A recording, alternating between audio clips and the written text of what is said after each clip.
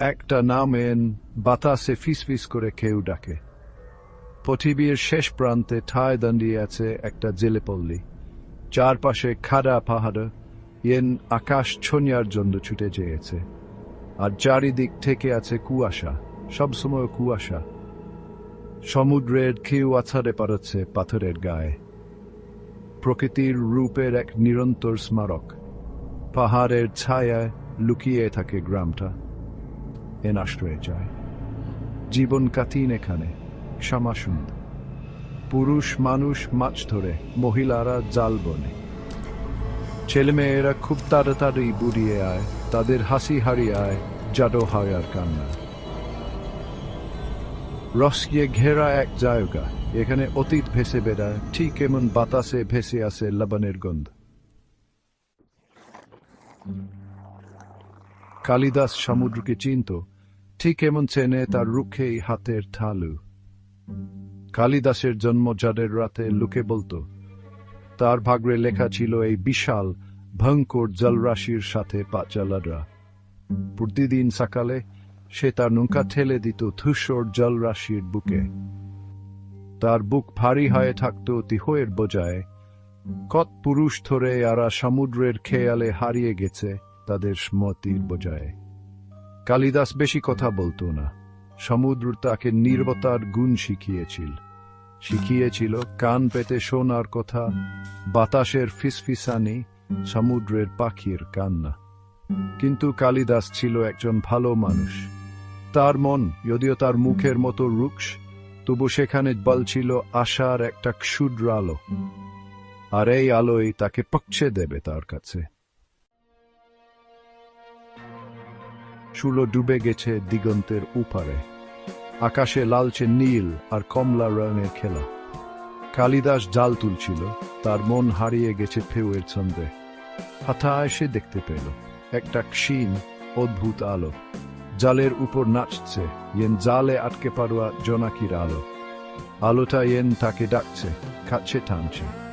ভয় আর কাকতালীয় দুবন্ধ শুরু হলো তার বুকে। রাভেনসুডের জেলেরা ভালোই জানত রাতের অন্ধকারে ভাগ্যকে পরীক্ষা করা উচিত নয়। কিন্তু আলোটা একটা অদ্ভুত অনুভূতি হচ্ছিল। এন পরিচিত কিছু।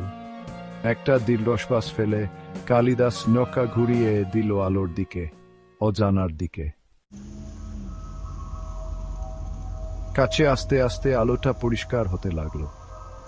এটা জোনাকির আলো নয়, একটা ভয়ঙ্কর কিছু। জলের উপর দাঁড়িয়ে আছে এক মহিলা, তার চারপাশে আলোর ঝিলিক, এন মরীচিকা।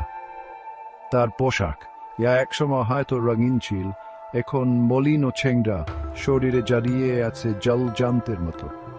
তার লম্বা কালো চুল উড়েছে চারপাশে, ইয়া খেকে আছে তার ভুতুড়ে সুন্দর মুখ। কিন্তু কালিদাসের দৃষ্টি আটকে গেল তার চোখের দিকে। বিশাল কালো চোখেন গিলে খাচ্ছিল মধ্যপথরাত্রি সূর্যের আলো। চোখ দুটো ভরা ছিল এক প্রাচীন দুঃখে, এক তীব্র বেদনায়, এন প্রতিধ্বনিত হচ্ছিল সমুদ্রের পাখির কান্নায়। কালিদাস শুনেছিল সমুদ্রের মানুষ খাওয়ার গল্প, কিভাবে সমুদ্র মানুষকে পরিণত করে ভূতে। সে বুঝতে পেরেছিল তার সামনে দাঁড়িয়ে আছে তা কোনো জীবিত মানুষ নয়। ভুতুরে মহিলা কিছু বলল না, কিন্তু তার নীরবতায় এন কাঁপিয়ে দিচ্ছিল চারপাশ। একটা ভারী চাপ পড়ে গেল কালিদাসের বুকে। তারপর শুরু হলো। চোখের সামনে ভেসে উঠল খতদস্য, সজীব কিন্তু টুকরো টুকরো দাস্যয়। এক অচেনা জীবনের ইয়ার সাথে তার কোনো সম্পর্ক নেই, তবু এন খুব কাছের। সে দেখতে পেল এক যুবতী, জীবন্ত প্রাণ ভরা, সামুদ সাথে ঘুরে বেড়াচ্ছে।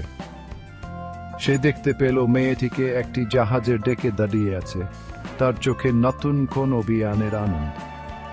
সে দেখতে পেল জড় রাগান্বিত দেবতার মতো উঁচু উঁচু ঢেউ গ্রাস করছে পুরো জাহাজ। সে অনুভব করতে পারল সমুদ্রের ঠান্ডা স্পর্শ, অন্ধকারে ডুবে যাওয়ার হতাশা, আর তারপর নীরবতা। সব ধুয়াশা সরে গেল, শুধু হাঁপা থাকা কালিদাস। সে বুঝতে পেরেছিল এটা ছিল তার দলের চাচেট, ভুতুড়ে মহিলা এখনো সেখানেই ছিল, তার চোখ স্থির কালিদাসের দিকে। কালিদাস দেখতে পেল চোখ দুটোতে একটা অনুরোধ, একটা আকুতি, তার গল্পটা কেউ শুনুক, মনে রাখুক। কত যুগ ধরে কালিদাস ও তার পূর্বপুরুষরা এই জলে মাছ ধরে আসছে। তারা দেখেছে সমুদ্রের ক্রোধ, অনুভব করেছে তার ঠান্ডা আলিঙ্গন। কিন্তু তারা এই সব ফিসফিসানিও শুনেছে যে সব মানুষ সমুদ্রের পেটে হারিয়ে গেছে তাদের গল্প। কালিদাস হঠাৎ বুঝতে পারল সমুদ্র শুধু জীবনই নয়, সম্মতিও ধরে রাখে। এসব সম্মতি, এসব গল্প সময়ের সাথে সাথে হারিয়ে যাওয়ার কথা ছিল। আর মাঝে মাঝে সমুদ্র নিজেই কেউকে এসব শোনার জন্য বেছে নেয়। কালিদাস কিনা কথা কম বলতো, তার গলায় একটা গোটা আটকে গেল। সেই ভুতুড়ে মহিলার চোখের দিকে তাকালো, তার রুক্ষ মুখ নরম হয়ে উঠল করুণা।